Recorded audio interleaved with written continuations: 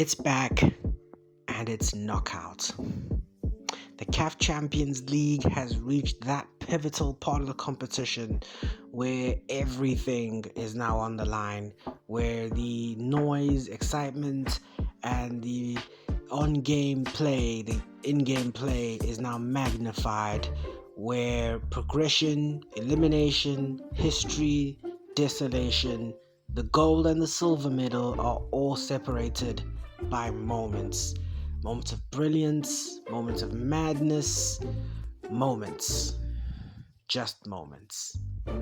The CAF Champions League has reached the knockout stage, and this weekend we'll see the quarterfinals first leg take place. And how better than to put my neck out like I normally do and predict all four of these knockout ties.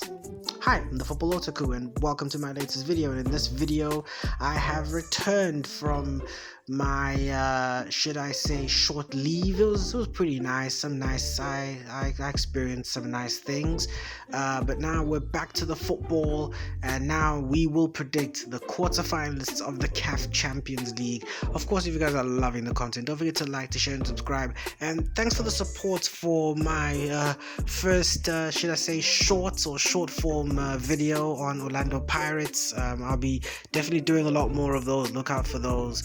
But now enough of the waffling. Let me do some last minute housekeeping before we progress to the last date. Now, if you guys remember, I actually did a group stage prediction of the CAF Champions League. I predicted who would be the top two teams would make it to this part of the competition. Now, I did use the same sort of grading format that I used in the Africa Cup of Nations. For those who don't know, the grade format that I use to predict group stage is by 3, 2, or 1. 1 point for predicting only one team, for getting one prediction right, as in one team qualified that I predicted to go through, win through. An example will be Group D and Group B and Group C. And Group C, where one team that I predicted to go through went through. 2 points would be predicting the top two properly but in the wrong order, while 3 points would be full marks and getting everything right and getting through who got through properly, as in I got the group winner and the group runner-up correct, as in Group A. So in total I scored 6 out of 12, which is 50%, it was a pass when I was in university, but I mean, the CAF Champions League group stage was very, very unpredictable. I mean, you wouldn't have suspected the likes of Stade, Malien and Al-Hilal at this part of the competition winning their groups. You wouldn't expect Yanga to be such a big disappointment. So yeah, it's a little bit weird, but well, it's the way it is, and it just shows that African football is competitive and that African football is unpredictable. So what did you guys get? I mean, put down in the comments, what was your score out of 12 to predict the CAF Champions League group stage? Now that is out the way, let's start with the quarterfinal predictions, starting with RS Berkane of Morocco versus Al-Hilal Sports Club of Sudan. This is a very unique matchup between two teams who've never played each other in CAF Champions League. Definitely in this juncture. RS Berkane making their tournament debut. They were second in the group behind Pyramids, finishing behind Pyramids, while Al Hilal did a phenomenal job topping a group that featured the likes of Maloudia Club and Mamelodi Sundowns. To start though with the team from Morocco, and I mean, they've kind of lived up to the hype, but we've also seen some of the vulnerabilities as well. They've lived up to the hype. I mean, they were in an easy enough group with Power Dynamos and Rivers United, so we all thought that RSB were gonna qualify, but their strong start sort of curtailed a little when results weren't necessarily starting to go their way. I felt that home and away, should I say, series against Pyramids really was what sort of put RSB in their place, if I can say that, because I mean, they drew the home game in Egypt, and the home game in Morocco, and they were severely outclassed in Egypt. and then would lose away to Power Dynamos, who also were debutants in the Champions League and already heading into the final day, a group they would have qualified so easily from. They're now struggling and needed results elsewhere to go their way to progress, although they majority done the work themselves anyway. So you could say with RS Berkane, they have kind of lived up to the hype, and they've been very competitive. They've been very, very dangerous, but they have started to sort of unravel a little, or started to curtail a little, and really have started to look a tad too ordinary now, and really now starting to catch the difficulties and the step up from Confederations Cup to Champions League. They're good enough to progress, the quality is there, they're good enough to progress, but I felt that in those last few match days they were found out, and it's not going to get any easier as they take on an Al Hilal team who have done an impressive job qualifying for this part of the competition. Of course, Al Hilal topped the group featuring Mamelodi Sundowns. They won a very tight contested group. I mean, it all went down to the final day, but Al Hilal, with their impressive victory over Mamelodi Sundowns and against Sant Eloa Lupopo on the final day, were able to progress to this part of the competition. Again, it's just like last year where they won the group, but I'd say this year it's probably even more impressive, considering the fact that they topped a much tougher group. I mean, it's a Melodia club that are doing pretty well domestically and had a lot of potential in this continent. Sadly, didn't live up to it. And against a Mamelodi Sundowns team who were last year's beaten finalists and were the sort of perennial top group winners, and for them to be heavily surprised and be beaten, and to beat them and to beat them to top one in the group, such an incredible achievement. And they've done it playing a brand of football that's very maverick, very, very enterprising. They're very brave, especially at home. I mean, they've now developed a home in Kigali now, in Rwanda, and they've been so well supported by the locals. They play a daredevil brand of football that really caught Sundowns out, and I feel that they're definitely going to be a problem for Regikamp. It's definitely going to be a real problem for Moamin Chabani heading into this quarterfinal. For RS Berkane, my man to watch is Bassane, the striker. I mean, he scored twice on the final day against Rivers United. He scored also in the early first game as well at home, and he's a striker who definitely will be a bit of a danger man. I mean, he's got goals in him. He's scored throughout the group stage, scored some pretty important goals for RSB home and away. So I definitely would expect him to be the top guy, or the guy that RS Berkane are going to be relying on for results. While for Al Hilal, I'll definitely say Jean-Claude Gemakisha. I mean, his performance against Sundowns was absolutely top class. He took on one of the best centre-backs in Kuliso Mudau and came out the other side victorious, and that shows that he's ready for this part of the competition. He shows that really he's a player of top talent. I mean, they've also got top talent because, I mean, a lot of them are the bulk of the Sudanese national team, so they're a side that definitely after their group stage exploits will not be taken lightly. My only problem is, can they settle down from those group stage exploits? I mean, now they're into the real proper part of the competition. They're into that part of the competition where things are going to get really, really tough. They're going to be very, very difficult, and they're going to be very, very slender. So can Al Hilal sort of be grounded enough to be able to now do this again over 2 legs? My verdict of this tie, it's a very, very tight tie. It's going to be a tie that's going to be pretty enterprising. I mean, RS Berkane do have the quality. It is there. These guys can play, but I feel the way that they sort of wobbled in their final group games shows that they can be got at. They can be had, they can be got at, and they definitely can be troubled. I feel that definitely will give a little bit of hope to Al Hilal, knowing that the second leg will be in Rwanda, where they've been very, very good. I mean, I think these two sides are undefeated at home, so that's going to be very difficult. But I feel with the Maverick style of play, and this is going to be a bit of me putting my head on the chopping block a little. This is probably going to be the wild card bet I'm going to have for this match. I feel Al Hilal might have enough. I feel Al Hilal can get past RSB because I feel that their experience, RSB's inexperience at this part of the competition, will eventually catch them out.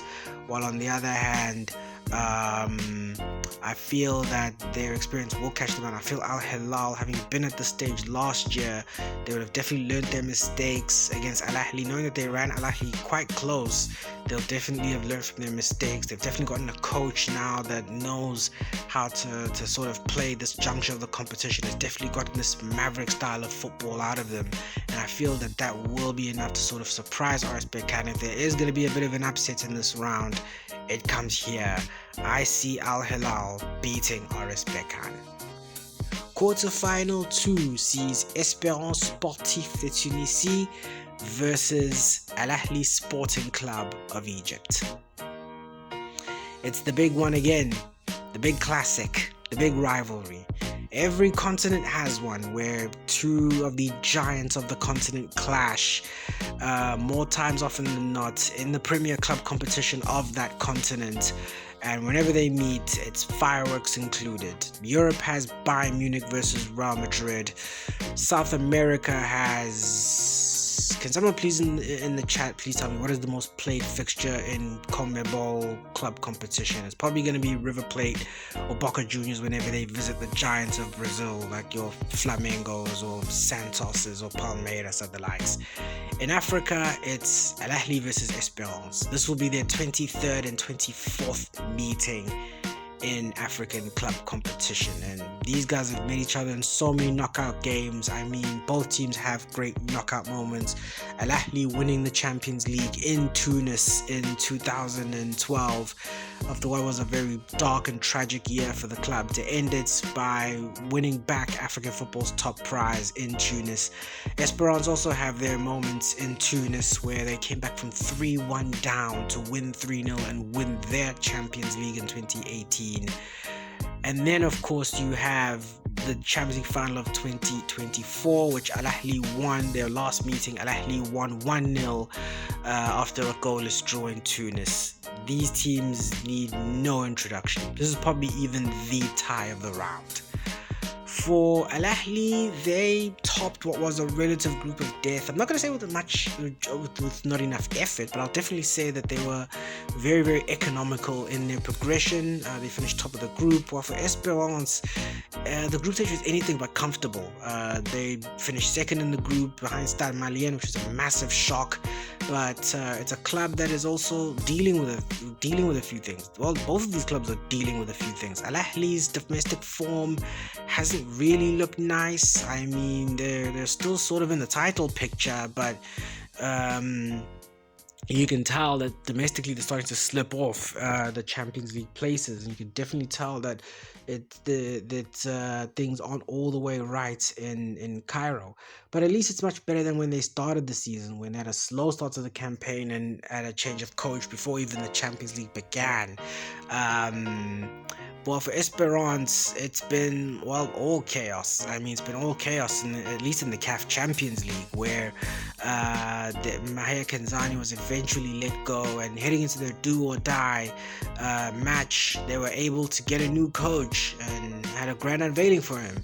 That coach was Patrice Boumel, the now former coach of Angola. I mean, not soon enough after his first assignments with the Palancas Negras, which is the Cup of Nations in 2025, he was lured away to Tunis to coach Esperance, and it's been a very, very difficult period for Les Sangles. They looked very unimpressive in the group stage. They were very much in danger of elimination, which is something that's very, very rare, and even domestically at home, their form has been anything but flattering. They've definitely struggled for form and for consistency, and for Al Ahly as well, it's been roughly the same case. Where they've also struggled at home for domestic sort of consistency as well. And you can tell that for Al Ahly, things they're starting to come together, but it's not enough.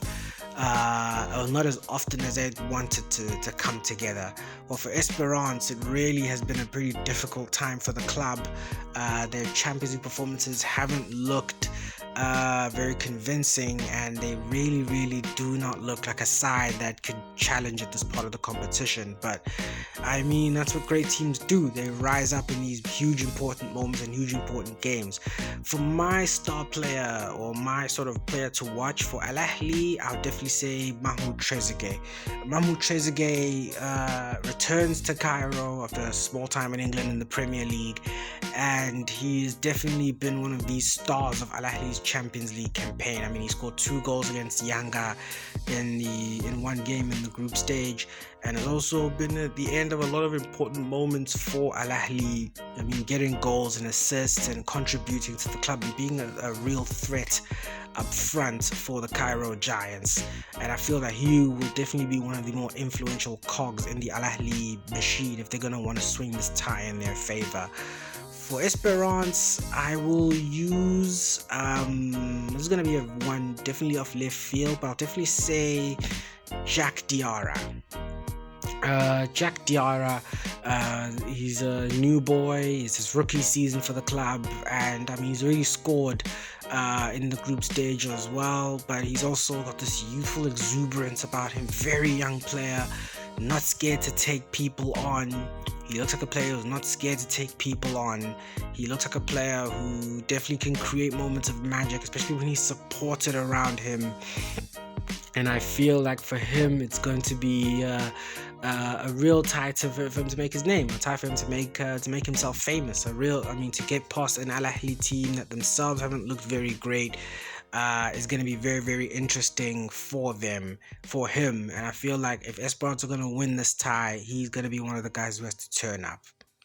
So what is my verdict on this? I mean, it's two big sides. I mean, it's a tie that really can go either way, but at the same time, it's a tie that between two sides that aren't really hitting their top form, and it really is going to be down to who can hit their top form sooner and better. I feel for Esperance, the new manager bounce, they're really testing that new manager bounce with Patrice Boumel. How soon can they gel? I mean, similar to like last year where Maher Kanzani took over Esperance when they were coaching, when they were up to play Sundowns at this part of the competition. And then we'll ask the same question again with Boumel. How soon has he set up his team to defeat Al Ahly? How much time has he had to truly set up a time to play against Al Ahly? For Al Ahly, they seem to be in the right place at the right time, but it's still not coming together as well. But I feel like Al Ahly look like a team that's more in order. They look like a team that look more like they've got their stuff together compared to Esperance. And I'll have to feel, for my prediction for this tie, it's not going to be tight. It's going to be really tight. It's going to come down to a goal. My prediction will be Al Ahly. I feel Al Ahly will get past Esperance and into yet another semi-final, because I feel Al Ahly have their stuff together. They definitely have been together longer, got their stuff together, look more settled and prepared. Because an Esperance team that you won't know what to expect, that look very inconsistent and very vulnerable. And I feel at the end it will be Al Ahly's sort of chemistry and experience that will see them over the line against the team from Tunisia. Quarterfinal 3 sees Mamelodi Sundowns Football Club of South Africa versus Stade Malien de Bamako of Mali. And now we have two sides who have never met before in CAF club competition at any level. These two sides will be meeting each other for the first time, a new fixture in the CAF Champions League.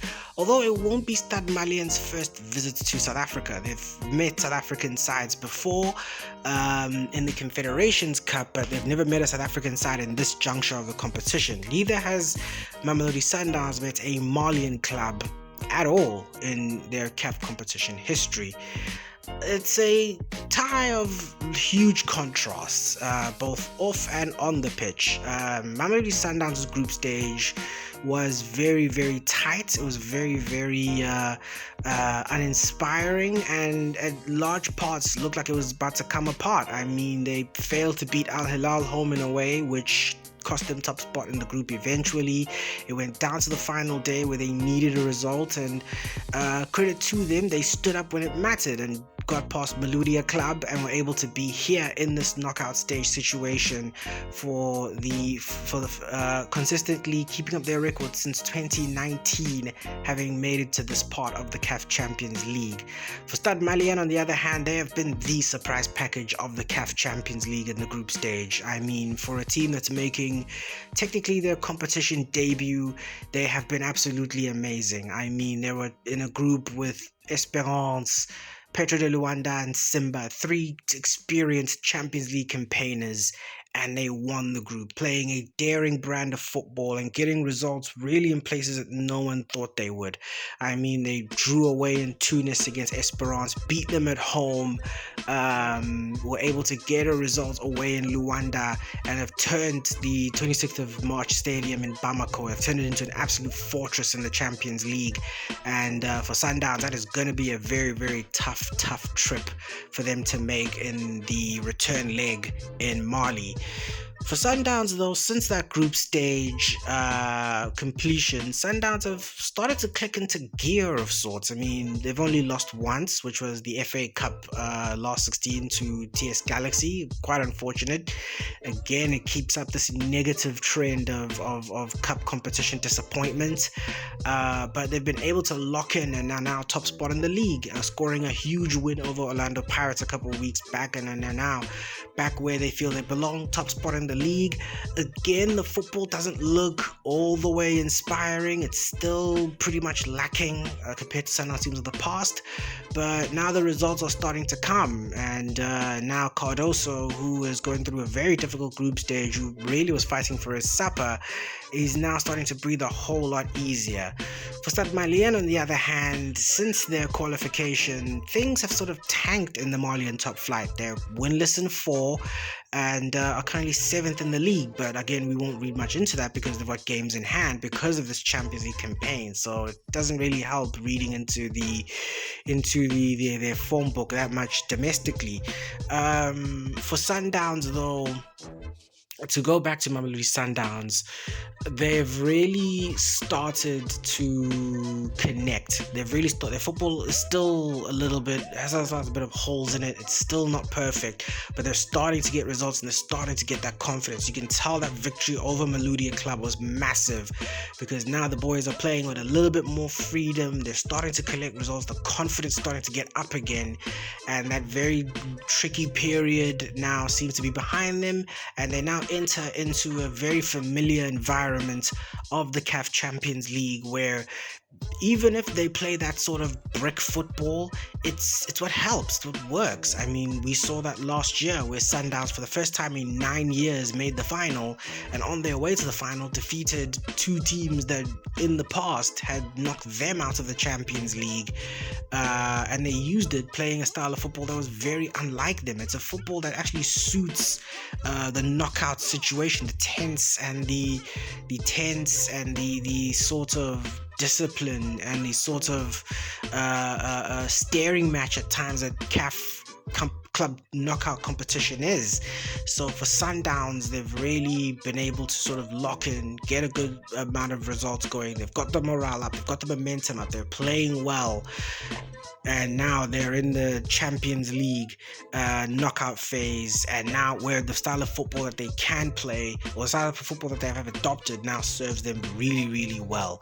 They face a Stade Malien team who themselves are very up in confidence. I mean, like I said, they were in a very, very difficult group, and they've been playing similar to a maverick style of football, very, very maverick-like. They've been able to catch a lot of good teams out. They've been able to catch a lot of good teams out. They caught Esperance out. They're a team that very, very enterprising up front, and a team that will definitely cause a lot of problems for this Sundowns team.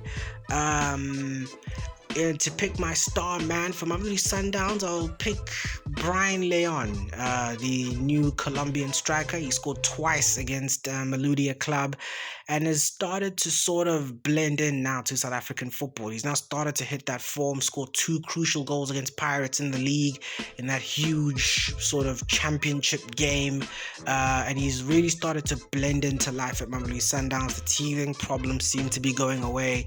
Still has a bit of a disciplinary problem, especially in this continent. You kind of need good discipline if you want to eat in this continent, but I feel that he's definitely going to be the point of difference for Mamelodi Sundowns. Of course, he has a great supporting cast around him, but with the form he's in at the moment, I feel that he will definitely be a focal point for the Brazilians. For Stade Malien, my star man will be Thaddeus King. He is the top scorer for Stade Malien in the CAF Champions League. He scored some very important goals in this competition. I mean, he scored against Simba. He scored the 2 goals to win it against Simba. He scored against Petro de Luanda. He's been one of the focal points of attack for the Stade Malien side, and I feel for him, if Stade Malien have any hope of winning this tie, which is very, very difficult, they will need him on form both in South Africa and at home in Mali. So here's my prediction for the tie. Like I said, it's a tie of massive contrast. These are 2 teams that have had contrasting group stage form. Stade Malien have looked very, very good. Sundowns have looked very, very shaky. When you look off the pitch, Mamelodi Sundowns dwarf Stade Malien in almost every metric. And I'm not just talking about off the field in terms of finances. I mean, Sundowns are the way more experienced side. They have seen and done it all in CAF club competition. And this isn't going to be their first rodeo up against the Stade Malien team, who, although are a great team, a great ball-playing team, a team that can definitely give you problems, CAF Champions League knockout football is incredibly different football. It's not the kind of football you get from home. It's a football that you need to be very special in to get results in, and I feel for Stade Malien, they'll definitely give Sundowns a game. They'll definitely challenge Mamelodi Sundowns. It won't be the squash match that everyone sort of thinks it will be. It'll still be a very tight tie, but I still believe Mamelodi Sundowns will go through because of their experience, because of their style of football sort of suits this part of the competition, and with their growing momentum both domestically and on the continent, I feel they'll have just too much for the side from Bamako to handle, and I feel that they'll be the ones who will advance. The final game in the quarterfinals sees FAR Rabat of Morocco take on defending champions Pyramids FC. Well, we guess we didn't have to wait long for the rematch. A rematch of, again, another quarterfinal from last year sees FAR Rabat take on Pyramids.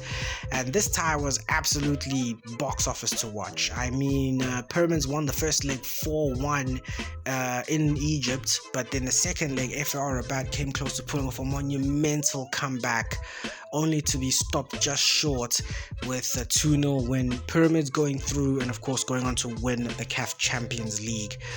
For Pyramids, they've looked absolutely phenomenal. I mean, we all thought that they'd probably fall off, that, you know, the loss of Ibrahim Adal going abroad, that Pyramids had sort of declined, but instead they've gotten stronger and they've shown why they are African champions. And all this while the man who led them to the title last year, which is Fiston Mayele, hasn't really hit the heights of last season.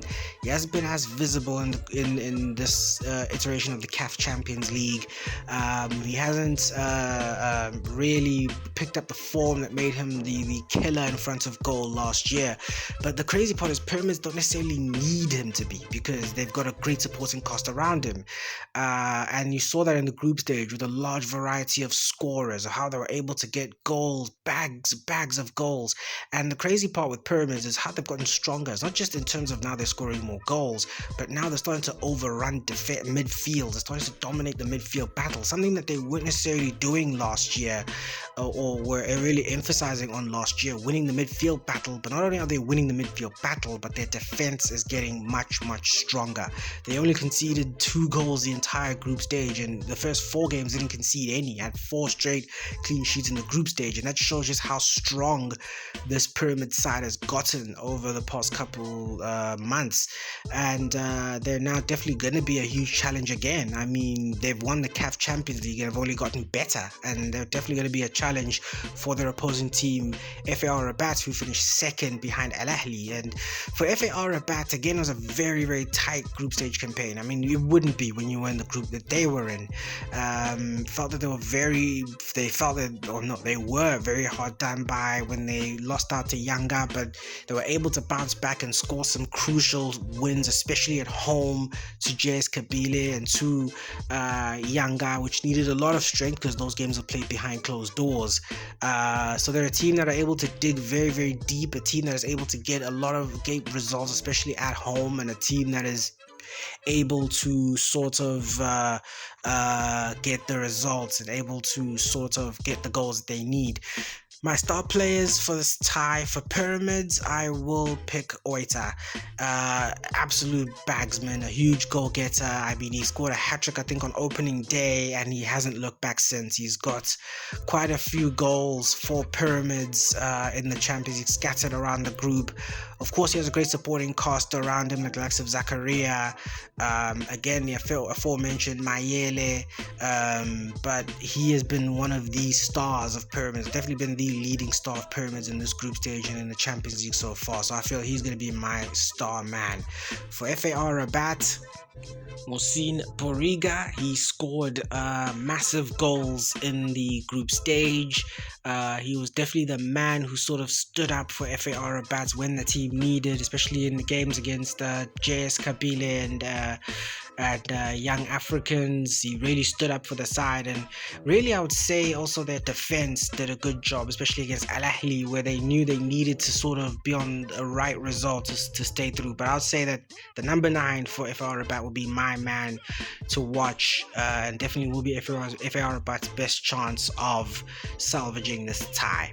Now, how do I feel like this tie is gonna go?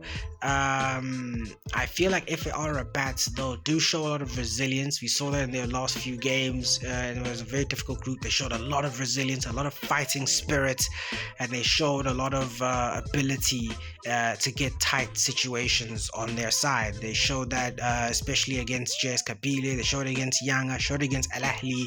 So they're definitely going to be not a pushover. I feel like they're not going to be much of a pushover like the way Pyramids had the group stage in.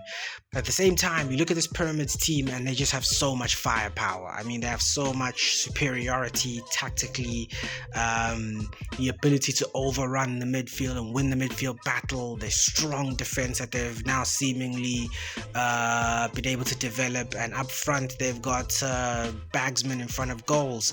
They've got bagsmen in front who can get goals at any given time, and it's going to be a very difficult match for FAR Rabat, but I feel unfortunately they will not have enough. I feel Pyramids, maybe not in the entirety of the tie, but I feel like in large junctures of the tie, Pyramids will sort of dominate and overrun the play. They will score the goals they need, whether it's tons of goals at home or even the odd 1 or 2 away goals, to sort of see this tie out. A lot has to happen for FAR Rabat to win this tie, and I feel that a lot of it won't happen. I feel Pyramids will do just enough to go through to the semi-finals yet again.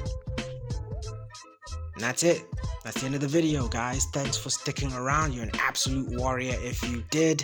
And what are your predictions for the CAF Champions League quarterfinals? Who do you think is going to be going through? Who do you think is going to be going out? Who are you going to be supporting? Are you going to be going to any other games?